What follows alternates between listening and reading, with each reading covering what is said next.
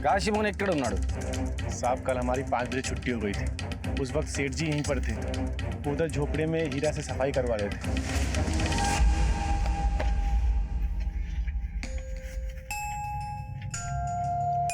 कर रहा आज का काम तुम लोग का खत्म हो गया है?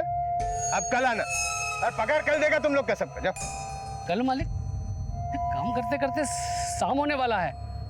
आपसे पैसे देने के लिए बोला था, आपने कहा था दूंगा। अब मेरे को घर जल्दी जाना है, आप पैसा देके छुट्टी करो ना। पहले काम पूरा खत्म करने का है। खत्म किया? क्या पड़ा है उधर पे है? उसके बाद में पैसा देने के बारे में सोचेगा। Hello hello hello. साहब हमारे मालिक बहुत कंजूस है और ना ही कभी टाइम पे मजदूरी देते हैं वो। साहब सेठ जी ने हमें घर जाने के लिए बोला तो हम घर चले गए साहब। उसके बाद क्या हुआ हमें नहीं मालूम साहब। वेल राव, इस केस को अभी तक हम लोग एक ही एंगल से टटोल रहे थे। मुझे लगता है हमें दूसरा एंगल भी देखना चाहिए। ये काशी अमीर था लेकिन कंजूस भी उतना ही था। हो सकता है इस कंजूसी की वजह से उसके दुश्मन भी काफी हो। पता करो इस काशी की किन किन लोगों से बनती नहीं थी। Okay sir.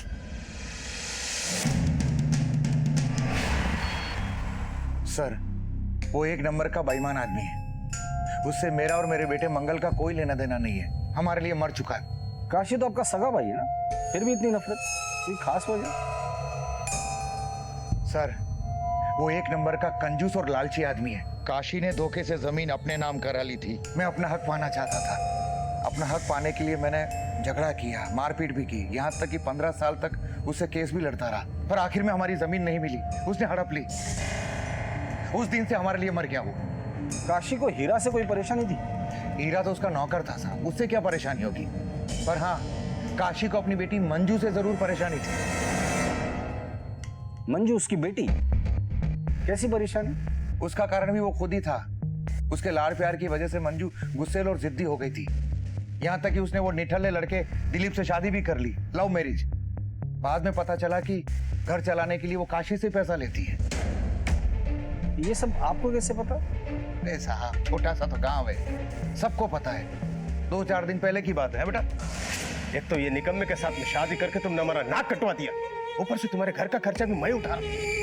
तो मेरे को आंख भी दिखा रहा है। इसको बोलो खुद कमाओ और घर का खर्चा उठाओ। मेरे घर में पैसे का पेड़ नहीं लगा है, जितना देने का था दे दिया इसको। सवाल के बात करो डैडी जी, बता दे रहा हूं। मेरे को बोलेगा क्या करेगा? डैडी ये सब आपके खेत खलियान, ये सारा पैसा ये किसके लिए? मेरे लिए ना। आपके जाने के बाद तो ये सब मेरा ही है, तो फिर अभी आपको पैसे देने में क्या तकलीफ है?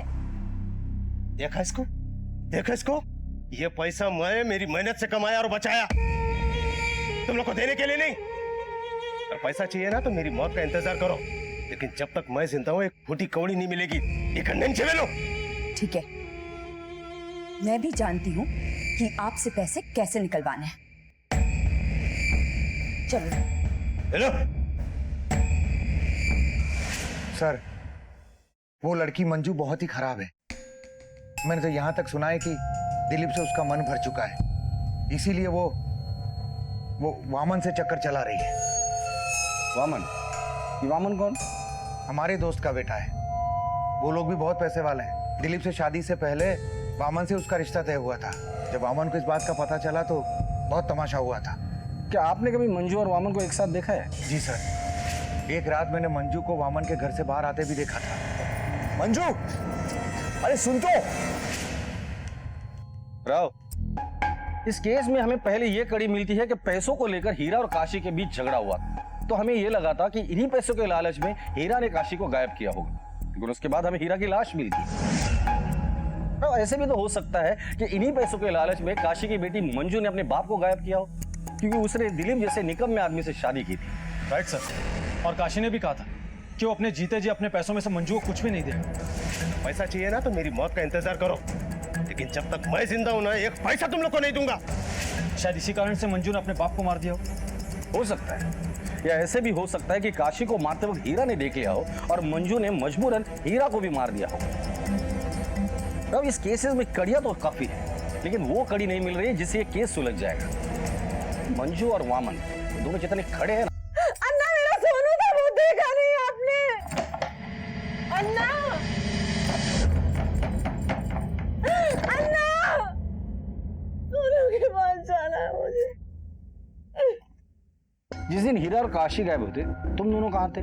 सर मैं तो अपने घर पर ही था, पूरा दिन अपने बच्चे के साथ खेल रहा था। और तुम? सर मैं मार्केट गई थी सामान लेने और फिर घर पर ही थी। झूठ बोल रही हो तुम। उस रात तुम्हें वामन के घर से निकलते हुए देखा गया है। क्या कर रही थी वहां पर तुम? सर मुझे वामन ने अपने घर बुलाया था। जो? पर तब मुझे उसकी नीयत का अंदाजा नहीं था सर। उसने मेरे साथ जबरदस्ती करने की कोशिश की। वो चाहता था कि मैं दिलीप को छोड़कर उससे अपना लूं। पर मैं उसे बिल्कुल पसंद नहीं करती हूँ सर। पहले नहीं पसंद करती थी, पर जब से तुम्हारे बाप ने तुम्हें पैसे देने से इनकार कर दिया है, शायद तुम्हें तुम्हारा ये पुराना आशिक पसंद आने लगा है। कहीं ऐसा तो नहीं कि काशी को मारते वक्त हीरा ने देख लिया है और इसीलिए तुमने और वामन ने मिलकर हीरा को भी मार दिया हो? सर ये आप क्या बात कर रहे हैं? आप ये ऐसे इल्जाम कैसे लगा सकते हैं मुझ पे? कुछ सबूत है आप लोगों के पास? सबूत नहीं, इसलिए तो सिर्फ इल्जाम लगा रहा हूँ। मंजू जी, जिस दिन सबूत मिल जाएंगे ना, सलाखों के पीछे होगी तुम। मंजू ने दिलीप से कहा था कि उसने काशी की लाश देखी थी, लेकिन पुलिस में गुमशुदगी की रिपोर्ट लिखवाई। पुलिस को हीरा की लाश मिली। मंजू ने अपने पिता की मौत की बात पुलिस से क्यों छिपाई और मंजू ने इस बात को राज क्यों रखा? वो लड़की पागल हो गई सर। मैं क्यों उससे अपने घर बुलाने लगा? वो खुद मेरे घर आई थी और वो कोई हूर परी तो है नहीं कि मैं उसके साथ जबरदस्ती करूंगा। अब वो बात अलग है कि दिलीप से पहले उसकी शादी मुझसे तय हुई थी, लेकिन सर उसने शादी तोड़कर हमारी बेइज्जती की है। कैसी दोस्ती निभाई तूने काशी? पूरे गांव के सामने मेरी इज्जत का जनाजा निकाल दिया। अरे जब तेरी बेटी किसी और से प्यार करती थी तो हमसे रिश्ता जोड़ा ही क्यों? और अब रिश्ता तोड़कर हमारा मजाक उड़ा रहे हो? रामागारू ऐसा नहीं है। देखिए, इसमें डैडी की कोई गलती नहीं है। ये मेरा फैसला है कि मुझे शादी किससे करनी है। आप लोग निकलिए यहाँ से। जबान को संभाल के बात कर, समझी ना? गांव में खुद की इज्जत है नहीं, हमें तमीज सिखा रही है। आज दिखा रही है वो टके की औरत। मंजू नूर भाई, मालिक, मैं कितनी बार बोला आपको कि वमन अपनी लड़की के लिए अच्छा लड़का नहीं है। तेरा काम खत्म हो गया? नहीं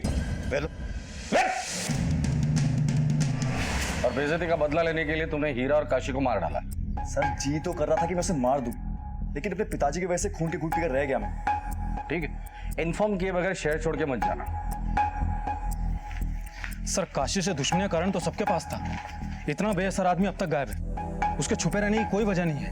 और अब तो ऐसा लगता है कि काशी का भी काम तमाम हो गया होगा। और अगर ऐसा है तो आखिर मुजरिम है कौन? और काशी इस वक्त कहाँ है? और हीरा को किसने मारा होगा? मुझे लगता है इन सब के पीछे मंजू और वामन का हाथ है। इन दोनों के कॉल रिकॉर्ड्स निकालो, पता करो ये किस किस के कांटेक्ट में थे। इससे इन दोनों के आपसी संबंध भी सामने आ जाएंगे। Yes sir.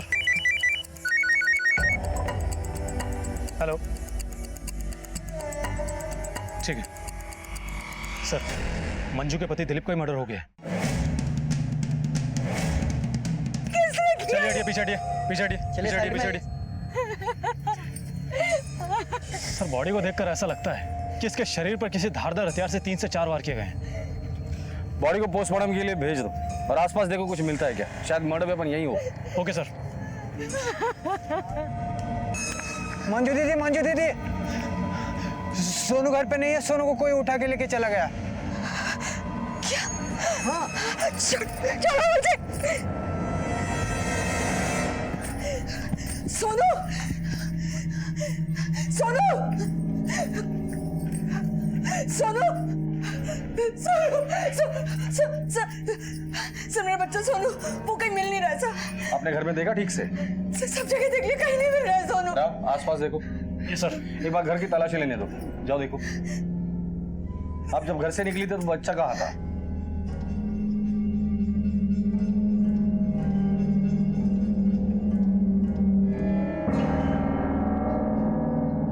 खून? सर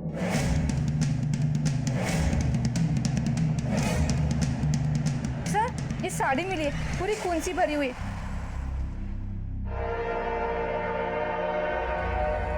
ये साड़ी आपकी है? मेरी साड़ी है। तो ये खून किसका है? मेरा खून है सर। वो 4-5 दिन पहले पाँव में चोट लग गई थी तो बहुत खून बहा था।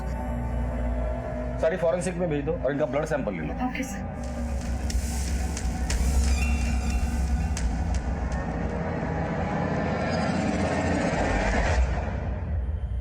दिलीप की हत्या और सोनू के लापता होने से यह केस और भी संजीदा हो गया था। पुलिस को पहले ही सवाल का जवाब नहीं मिल पा रहा था कि हीरा की मौत और काशी की गुमशुदगी का राज क्या था, और अब दिलीप की हत्या ने इस केस में ऐसे कई और सवाल खड़े कर दिए थे जिनके जवाब ढूंढ पाना पुलिस के लिए आसान नहीं था। क्या हीरा और दिलीप का कातिल कोई एक ही था? तो क्या वो कातिल काशी ही था जो फरार था, या फिर इन हत्याओं के पीछे मंजू और वामन का हाथ था? पुलिस को अब भी इन सारे सवालों के जवाब ढूंढने थे, और तभी अचानक कुछ ऐसा हुआ जिसके बाद उनके हाथ एक अहम लीड लगी। दिलीप उस तरह जंगल में क्यों गया था? दिलीप और मेरा झगड़ा हुआ था। झगड़ा? किस बात पर? पुलिस स्टेशन में मैंने वामन के बारे में बताया था तो दिलीप के मन में शक भर गया था, और उसी के चलते हम दोनों के बीच में बहुत बुरा झगड़ा हुआ और दिलीप गुस्से में घर से बाहर निकल गए। देर रात तक जब दिलीप घर नहीं लौटे तो मैंने उन्हें फोन किया, उनका फोन बंद आया।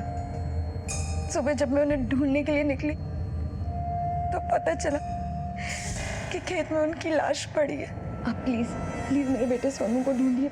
मुझे लगता है इन हत्याओं के पीछे हो ना हो मंजू और वामन का ही हाथ है, क्योंकि मंजू का अपने बाप के साथ पैसों को लेकर झगड़ा हो जाता है, और फिर मंजू का वामन के घर पे पाया जाना, इस बात को लेकर दिलीप के साथ उसका झगड़ा हो जाता है, और उसी रात दिलीप का भी मर्डर होता है और सोनू भी गायब हो जाता है।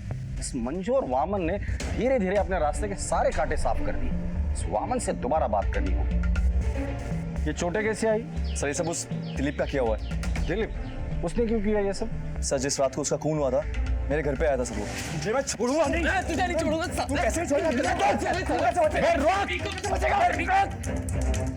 आज के बाद अगर मेरे बेटे के आसपास भी आए ना तो तेरे सर धड़ से अलग कर दूंगा, समझा क्या? चल निकल यहाँ से। चल चल चल निकल। चुप रहे। निकल, तोड़ दूंगा तेरे को आज। देख लूंगा मैं साले। यहाँ से। इसलिए तुमने उसे मार डाला? साहब हमने कुछ नहीं किया है, आप अपना समय बर्बाद कर रहे हैं। आप जाइए और असली कातिल को ढूंढिए। हमारे समय की चिंता आप मत कीजिए, और असली कातिल कौन है हम जल्दी पकड़ लेंगे। साहब इस बाप बेटे के पीछे 24 घंटे कांस्टेबल लगा था। ओके सर, लेकिन सर काशी और सोनू का अब तक कुछ पता नहीं चला है। क्या पता वो दोनों जिंदा भी हैं या उन दोनों को भी मार दिया गया है। सर दिलीप के लाश के पास जो मोबाइल मिला था उसके कवर के पीछे एक और सिम कार्ड बरामद हुआ है सर। कल जब मैंने इसकी रिकॉर्ड पता किया तो पता चला कि इस नंबर से सिर्फ एक ही नंबर पे कॉल करता था दिलीप, और लास्ट कॉल कल 5 बजे किया गया है इस पर। ये सिम कार्ड मोबाइल में डाल के चेक करो किसका नंबर है। Yes sir.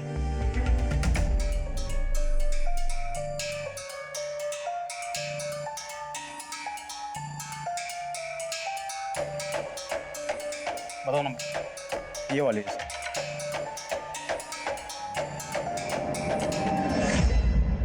अरे दिलीप कहाँ है आप? कल से कोई फोन ही नहीं किया, कब से इंतजार कर रही हूँ। आप भी देर मत करो, जल्दी से आ जाओ। हेलो,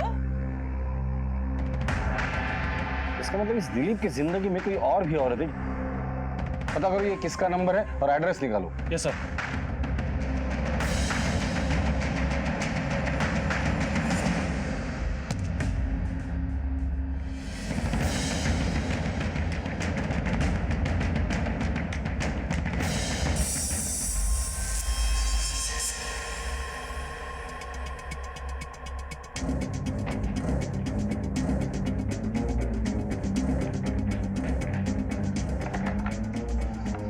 सर यहाँ तो ताला लगा है, लगता है शारदा भाग गई। आस पड़ोस में पूछते हैं।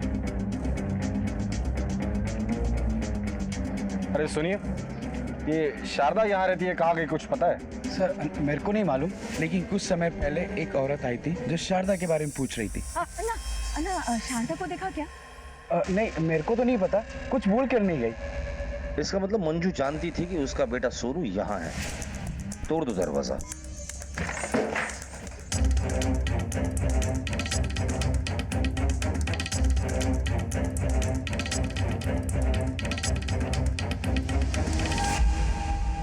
ये तो सोनू है, सोनू की फोटो यहाँ। तलाशी लो घर की, हो सकता है कि सोनू यहीं कहीं हो। Okay sir. सर कहीं ये शारदा सोनू की तो माँ नहीं है। अगर शारदा सोनू की माँ है तो मंजू ये क्यों बोल रही कि सोनू उसका बेटा है? अच्छा बता सकते हो किसका बच्चा है? सर ये तो सोनू है, शारदा का बेटा। क्या शारदा का बेटा ही नहीं? तो जब से दिलीप उसको लेकर गया है ना, शारदा पागलों की तरह इसको ढूंढ रही है। ये दिलीप और शारदा का क्या रिलेशन है? सर दोनों तो पति पत्नी है ना। पति पत्नी? ये शारदा कहाँ जा सकती कुछ मालूम है? सर मंदिर के पास उसका भाई जगदीश अन्ना का घर है, शायद वही गई होगी। सर यही तो है जगदीश अन्ना।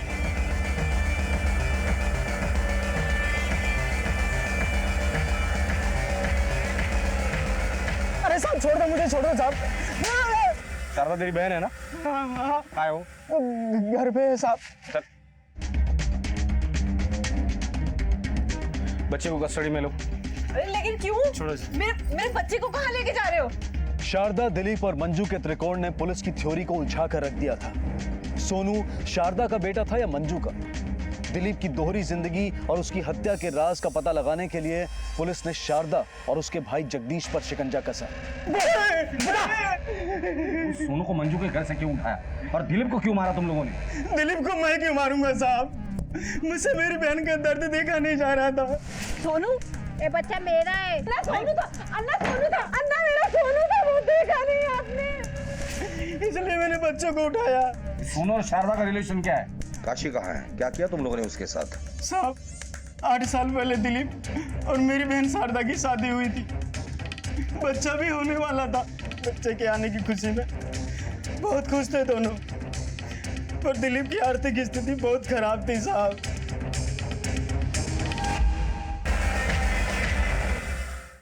नमस्कार, आदाब। क्राइम पेट्रोल डायल 100 में आप सबका स्वागत है। हर रिश्ते की अपनी एक गरिमा होती है और उसका पालन करना तलवार की धार पर चलने जैसा होता है। जहां कभी हल्की सी भी चूक हुई वहीं रिश्ते लहूलुहान हो जाते हैं, और जब रिश्तों पर नुकसान और फायदे का गणित हावी होने लगता है तब समझ लेना चाहिए कि तबाही दस्तक देने ही वाली है। आज का एक केस परकाल तेलंगाना का एक ऐसा चौंका देने वाला केस है जो आपके मन में एक सवाल छोड़ जाएगा कि लोग अपनी अच्छी खासी जिंदगी को अपने ही हाथों कैसे तबाह कर लेते हैं।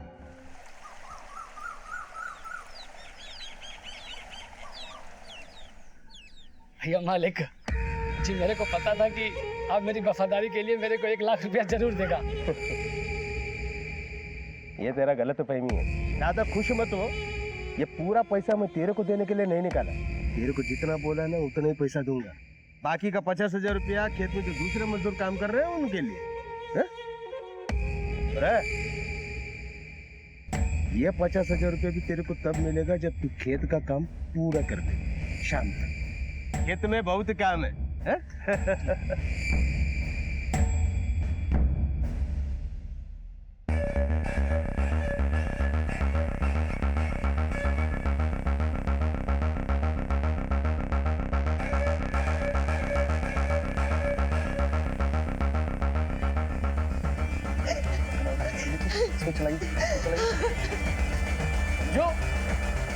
जो क्या हुआ?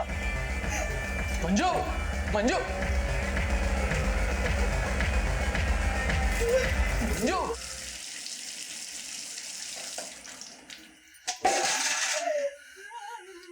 मंजू, मंजू क्या हुआ? मंजू कहाँ गई थी? मंजू क्या हुआ? मंजू बोलो।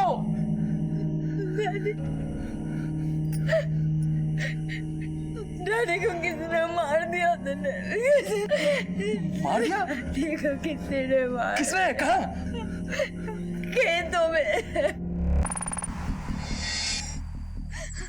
दिलीप जल्दी आओ प्लीज। चलो चलो चलो। ये यहाँ पे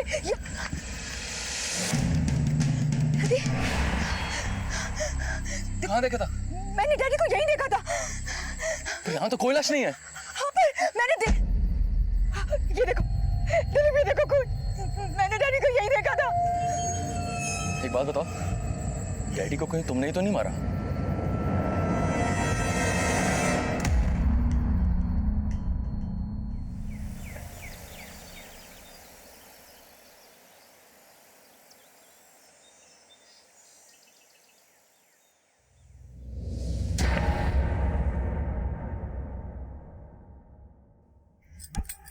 सोनू, सोनू,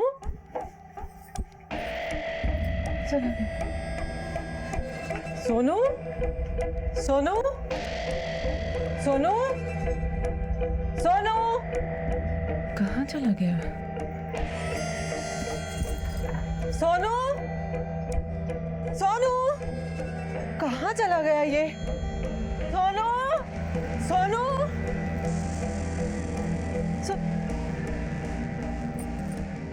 सुनिए, आपने मेरे सोनू को देखा? इतना सा है। कहाँ? एक मिनट, आपने सोनू को देखा कहीं? सोनू,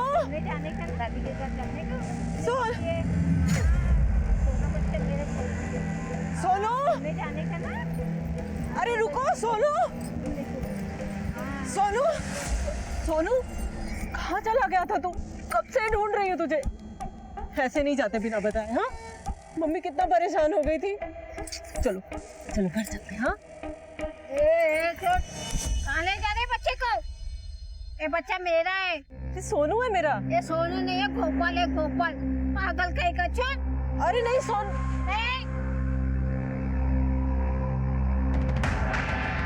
सोनू तो नहीं है ये। सोनू कहाँ गया? सोनू,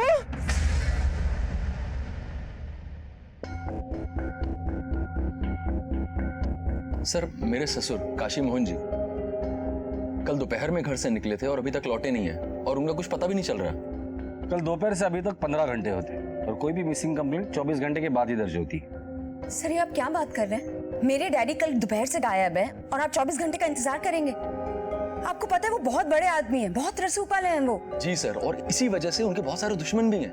अगर इसी 24 घंटे में उनको कुछ हो जाता है तो इसका जिम्मेदार कौन होगा? देखिए, हमारे लिए अमीर और गरीब ऐसा कुछ नहीं होता, सारे नागरिक एक जैसे ही होते हैं। एफआईआर तो 24 घंटे के बाद ही दर्ज होगी। आप उन्हें ढूंढने का काम हम अभी से शुरू करते हैं। उनकी फोटो है आपके पास? जी।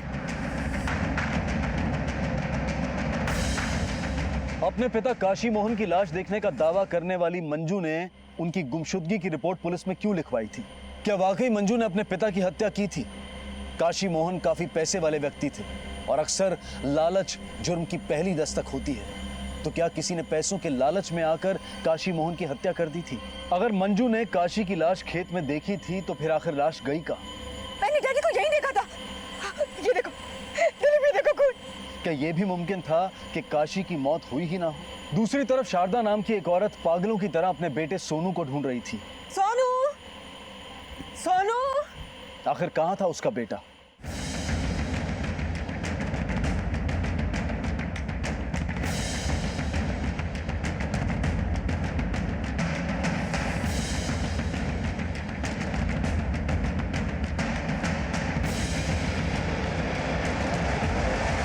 भाग्यलक्ष्मी जी, मंजू के डैडी कल दोपहर करीब 1 बजे हमारे नौकर हीरा के साथ घर से बैंक जाने के लिए निकले थे। हीरा को अपनी बहन की शादी के लिए 1 लाख रुपए चाहिए थे। वो उसे रुपए दिलाने के लिए बैंक गए थे। या बैंक गलन थो? ज्योति बैंक। और ये हीरा आपके यहाँ कब से काम कर रहा है? हीरा हमारे यहाँ 15 सालों से काम कर रहा है, लेकिन ये हिसाब किताब के पक्के हैं। हीरा के 50,000 बनते हैं, लेकिन वो 1 लाख की मांग कर रहा था। कल रात से उनका फोन लगा रहे हैं, लेकिन फोन नहीं लग रहा है। फिर सुबह मंजू ने जाकर रिपोर्ट लिखवाई। ये हीरा कहाँ रहता है पता है आपको? जी। उसकी कोई फोटो होगी? हाँ। Rao. Yes sir.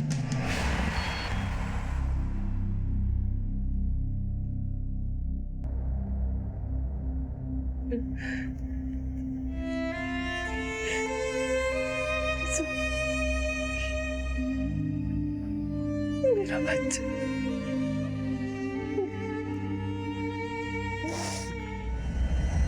Sir, Kashi Mohan ji करीब 2 बजे यहाँ पे आए थे और उन्होंने कुछ 1 लाख रुपए विड्रॉ किए थे और साथ में उनका नौकर हीरा भी था। ये पूरा पैसा मैं तेरे को देने के लिए नहीं निकाल, तेरे को जितना बोला ना उतना ही पैसा दूंगा। बाकी का 50,000 रुपया खेत में जो दूसरे मजदूर काम कर रहे हैं उनके लिए।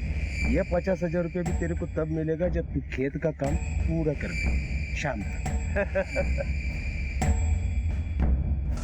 सर, मैं काशी मोहन जी को बहुत अच्छी तरह से जानता हूँ। वो हमारे बैंक के बहुत पुराने कस्टमर हैं। सर जान चली जाए पर पैसा ना जाए, ऐसे लोगों में है वो। राव, मुझे तो लगता है कि काशी के गायब होने के पीछे हीरा का ही हाथ होगा। हीरा को पैसों की जरूरत थी और काशी ने पैसे देने से मना कर दिया होगा, इसलिए हीरा पैसे लेकर भाग गया होगा। तो काशी और हीरा दोनों के कॉल रिकॉर्ड निकाल और पता करो गायब होने के पहले हीरा किस किस के कांटेक्ट में था। ओके सर, लेकिन सर फिर काशी मोहन कहाँ गया होगा? इसका जवाब तो हीरा देगा हमें।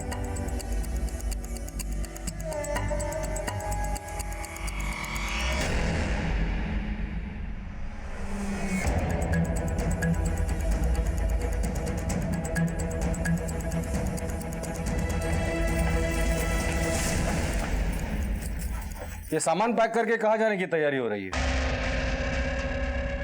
कहीं नहीं तुम्हारे पति हीरा को बुलाओ, जाओ। सर, वो तो काशी जी के यहाँ से लौटे ही नहीं है। हम तो इसकी शादी की तैयारी के लिए अपने मायके जा रहे हैं। कल से तुम्हारा पति घर नहीं लौटा है और तुमने जानने की कोशिश भी नहीं की वो है कहाँ? वो तो अक्सर वहाँ रुक जाते हैं, हम सब उन्हीं का इंतजार कर रहे थे। हाँ, लेकिन कल रात से उनका फोन बंद आ रहा है। ये कौन है? ये मेरी ननद है, इसी की शादी की तैयारी के लिए हम अपने मायके जा रहे हैं।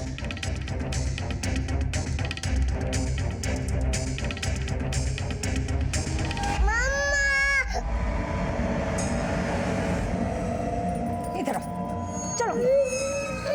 रुको, पहले ये बताओ कि तुम कल रात में खेत में क्या करने गई थी?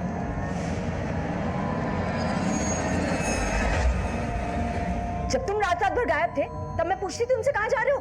दिलीप, अगर मैंने मुंह खोला ना तुम्हारा तमाशा बन जाएगा।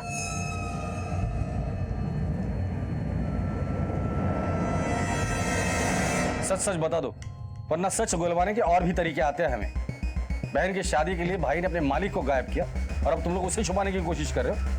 सर, मैं सच बोल रही हूँ, हमें कुछ नहीं पता। हम आपसे क्यों छुपाएंगे? सर, मेरा भाई ऐसा नहीं कर सकता। वो बहुत ईमानदार है। उसका मालिक उसे चाहे जितना पीटे, जितनी गालियां दे, लेकिन वो कभी उफ तक नहीं करता। तुम्हारा भाई ईमानदार होगा, लेकिन पैसा अच्छों का ईमान डगमगा देता है। 1 लाख रुपए की जरूरत थी, लेकिन काशी ने 50,000 देने का फैसला किया था। हो सकता है उसी के लिए हीरा ने काशी जी को गायब किया हो। उन दोनों के बीच क्या चल रहा था ये तो हमें नहीं पता, लेकिन इतना जरूर पता है कि इसकी शादी के लिए हमें 1 लाख रुपए की बहुत जरूरत थी।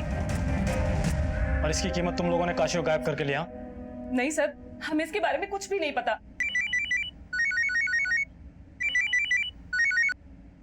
हेलो सर, पासे के जंगल में एक लाश मिली है। क्या हीरा को वाकई काशी ने मारा था? और अगर हाँ तो क्यों?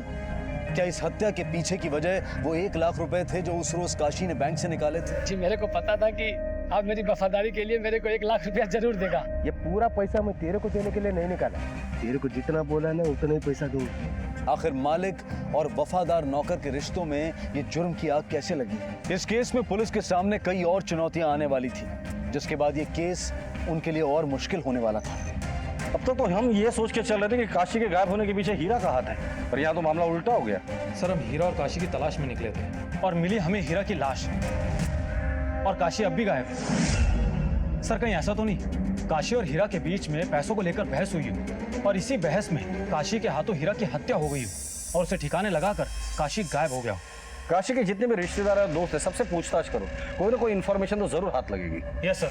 सर, ये रही काशी और हीरा की कॉल रिकॉर्ड्स और हीरा की postmortem report sir. Postmortem report के हिसाब से हीरा की मौत गले की हड्डी टूटने से हुई है। और सर, कॉल रिकॉर्ड्स के हिसाब से काशी और हीरा के मोबाइल की लास्ट लोकेशन काशी के खेत की है। चला नहीं जा रहा। सदी मेरी बेटी।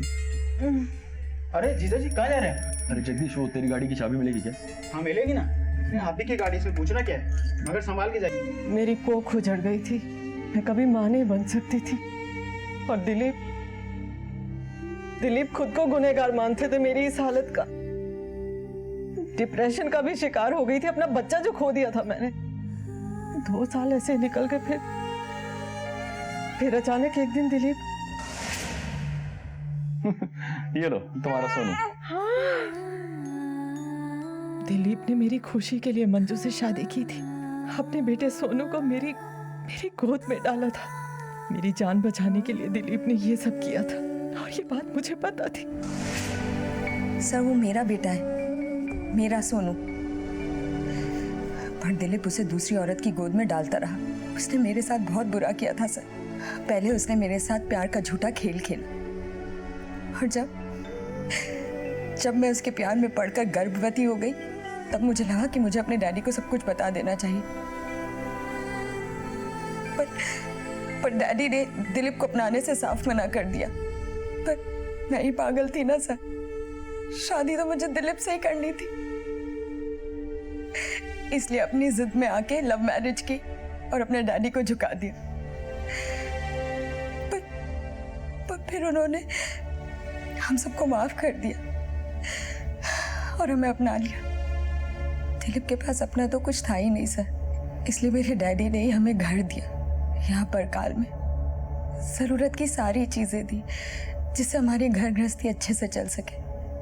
सब कुछ सही था सर, लेकिन जब सोनू पैदा हुआ ना तो दिलीप उसे अक्सर कहीं ले जाया करता था। और जब मैंने उससे पूछा, अरे ये रोज रोज सोनू को कहाँ ले जाते हो? अरे मंजू, वो बात क्या ना कि मेरे एक दोस्त का ना एक्सीडेंट हो गया था कुछ दिन पहले और उसकी बीवी प्रेग्नेंट थी तो उसका मिसकैरेज हो गया और वो बेचारी इस सदमे में ना डिप्रेशन में चली गई। हमारे बच्चे को देखती है ना तो उसके चेहरे पे मुस्कुराहट आ जाती है थोड़ी सी। तो मैंने सोचा कि अगर अपने बच्चे की वजह से किसी की जिंदगी में खुशी आ रही है तो अच्छी बात है ना, तो बस उसी के पास ले जाता हूँ। तो तुमने पहले क्यों नहीं बताया? पिछले 4 साल से वो मेरे साथ ही खेल खेल रहा था। तो ये बात तुम्हें पता कैसे चली? मुझे ये बात वामन ने बताई थी और एक दिन मैंने दिलीप का पीछा भी किया था। मुझे पहले ही शक होने लगा था कि सोनू मुझे नहीं किसी और को अम्मा याद करके रोता था। ए लड़की, मेरी बहन के घर में क्या देख रही है तू? देख देख तेरी बहन अंदर क्या गुल खिला रही है, देख। तो क्या हुआ, पति पत्नी है वो। ये है तुम्हारी सच्चाई? मेरे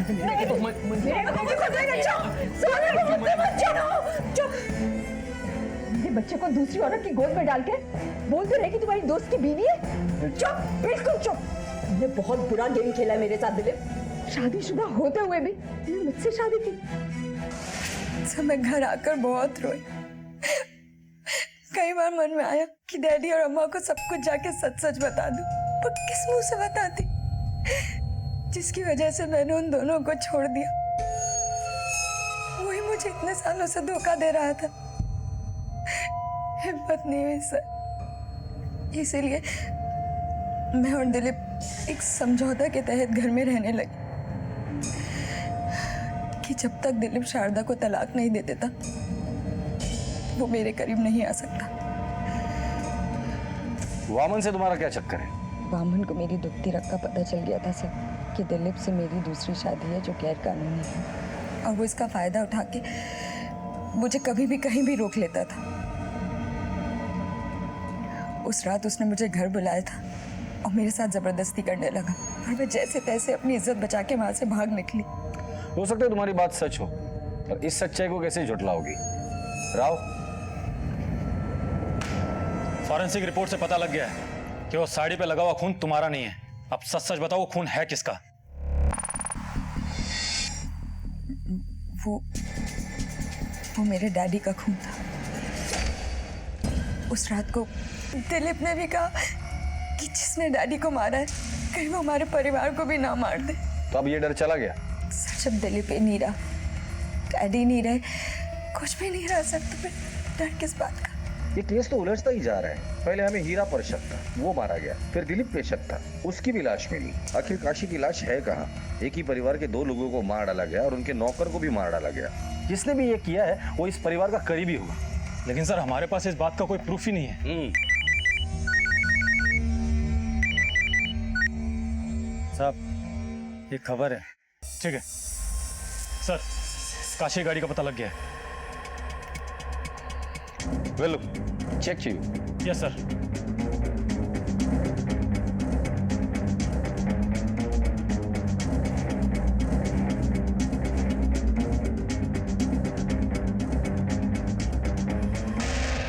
यहाँ पर जिसने गाड़ी खड़ी करी थी उसको देखा था तुमने?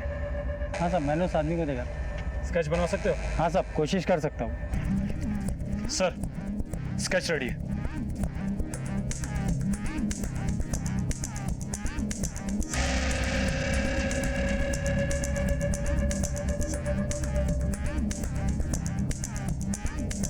कल्लू!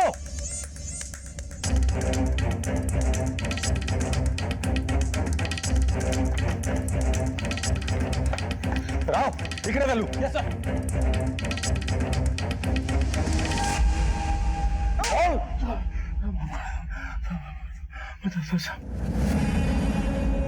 मैं 1 साल से सेठ जी को मारने की फिराक में था, पर मुझे मौका नहीं मिल पा रहा था। फिर ये तय हुआ कि ये काम दिलीप करेगा। फिर दिलीप भी अपने काम को अंजाम नहीं दे पाया। हाँ हेलो कल्लू, यार ये मेरे बस की बात नहीं है। मैं उन्हें मारने गया था लेकिन हिम्मत नहीं जुटा पाया। इतना अच्छा मौका तूने अपने हाथ से गवा दिया। कुछ नहीं कर पाएगा तू जिंदगी में, कुछ नहीं। जा घर जाकर सो जा। अब ये काम मुझे ही करना होगा। मालिक, सारा काम खत्म कर दिया, मैं घर जाऊं? ये ले पूरा 1 लाख रुपए। आप खुश हो गया? आप बहुत अच्छा आदमी मालिक। हाँ, वेलो।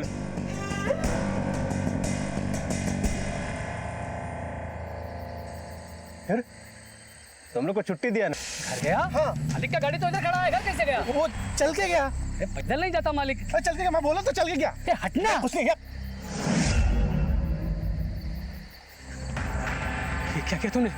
1 साल की मशक्कत के बाद आज मेरा काम पूरा हुआ है। छोड़ दो। हीरा! तब मैं हीरा को मारना नहीं चाहता था, पर वो गलत समय पर गलत जगह आ गया था, इसलिए उसको इसकी कीमत चुकानी पड़ी। मैं हीरा की लाश को वहीं पर छोड़कर सेठ जी की लाश को ठिकाने लगाने के लिए वापस आया, तो मैंने देखा कि उनसे क्या दुश्मनी थी तेरी? साहब, सेठ जी से मेरी कोई दुश्मनी नहीं थी। मुझे 1 साल पहले यूपी से काशी के पूरे परिवार को मारने के लिए बुलाया गया था। किसने बुलाया था?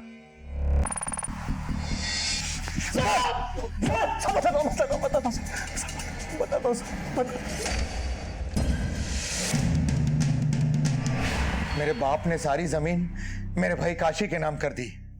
क्यों? उन्होंने ऐसा क्यों किया था? उसका कारण भी मैं ही था। जुए और शराब ने मुझे बर्बाद कर दिया था। यहाँ तक कि मेरे बाप का काफी पैसा मैंने बर्बाद किया। इस कारण मेरे बाप ने मुझे जमीन जायदाद से बेदखल कर दिया और सारी जमीन मेरे भाई काशी के नाम कर दी। काशी तो क्या, उसके पूरे परिवार को खत्म कर देना चाहता था। क्यों? जो जमीन मेरी और मेरे बेटे मंगल की नहीं हो सकती, वो किसी की नहीं हो सकती। हमारे बाप ने बिल्कुल सही डिसीजन लिया था। जमीन के लालच में तुमने 3 लोगों की जानें ली। कानून में लिखी हर सजा तुम्हारे लिए कम है। मुरली और कल्लू को अदालत ने आजीवन कारावास की सजा सुनाई है। क्राइम पेट्रोल के माध्यम से हमने ये संदेश कई बार दिया है कि लालच हमारे जीवन का वो बीज है जिसे बोते वक्त हर कोई मीठे फल की उम्मीद तो करता है, लेकिन बदले में उसे एक ऐसा पेड़ मिलता है जिससे जिंदगी में कांटों के सिवाय और कुछ हासिल नहीं होता है। इसी विचार के साथ अब मैं अनूप सोनी आपसे विदा लेता हूं। फिर मुलाकात होगी अगले एपिसोड में एक और चौंका देने वाले केस के साथ। तब तक अपना और अपने परिवार का ख्याल रखें और देखते रहें क्राइम पेट्रोल डायल 100। सबक एक को, सीख हम सबको। जय हिंद।